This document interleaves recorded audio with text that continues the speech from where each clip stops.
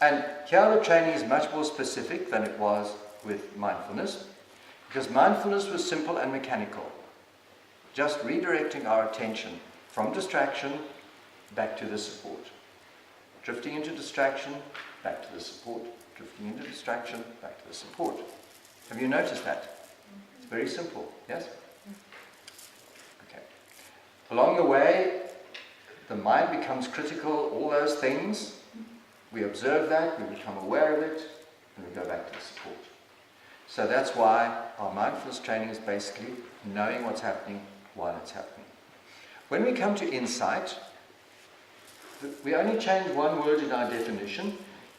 It is recognizing what is happening while it's happening. So we move from knowing to recognizing.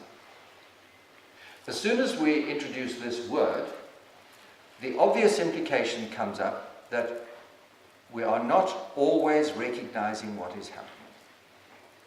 So now we're going into a totally new dimension. We're working on the postulate that there is a lot going on in the mind that we don't know about, because recognition is what produces knowing about it. There's a lot going on in the mind that we don't know about. Therefore, somehow we have to create conditions which are going to help us become increasingly sensitized to what is going on. So our insight training now is going to go into this area of increasing sensitization, so that we can move from knowing to recognizing. And for this purpose, I've designed a whole lot of exercises. As you know, I've been sitting in my treehouse in Harare for the better part of a year. So I wrote a whole lot of stuff which is probably quite useless and will be thrown away eventually. But among that, I got 120 exercises together. And if you hang around long enough, I'm going to put you through all of them. But they are basic reflecting exercises, each one designed to push the boundaries of recognition, to sensitize ourselves to the extent to which we are not recognizing what's going on in our minds. So that's really what the insight training is going to focus on. But before we go there, shall we start by settling our minds? Yeah, see if you still know how to. If you want to stand and stretch, you can. Did your mind settle? Yes? No? Not sure?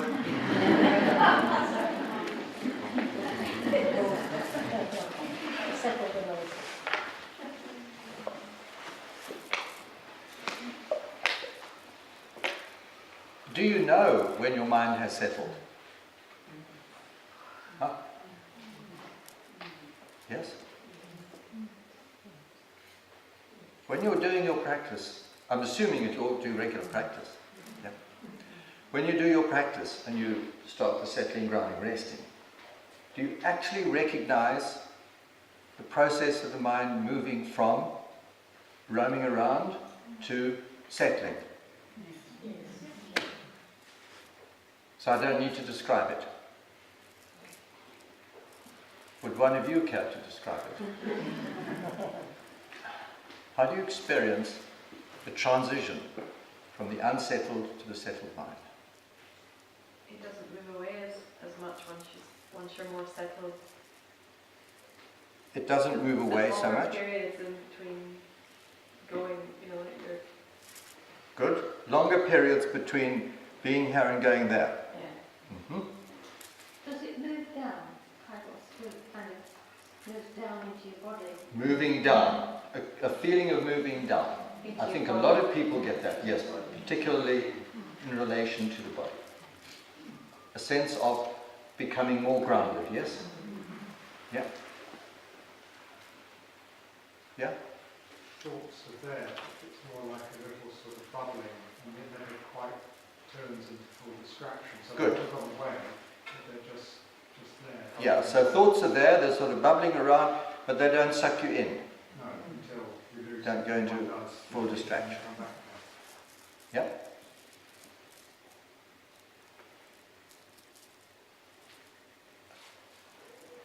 Feels much more spacious. More spacious. Yes. I think much more aware of the body. Much more aware of the body. Of the body, and it's like this really is getting heavy, then Mhm. in a way, and then the thoughts are whatever dancing above that. Or Right. yes, Good. So you're more aware of the body, resting in the body, and the thoughts are sort of moving around, shall we say, on the periphery. yes. Yep. Or On the top. So you've gone underwater by now. Yeah. So the important thing that I think you've all brought out, thoughts do not stop. Yeah? They do not disappear. And it's very important to understand this because a lot of people associate settling the mind with not having thoughts, getting rid of thoughts, being in some kind of blank space where thoughts cease to happen.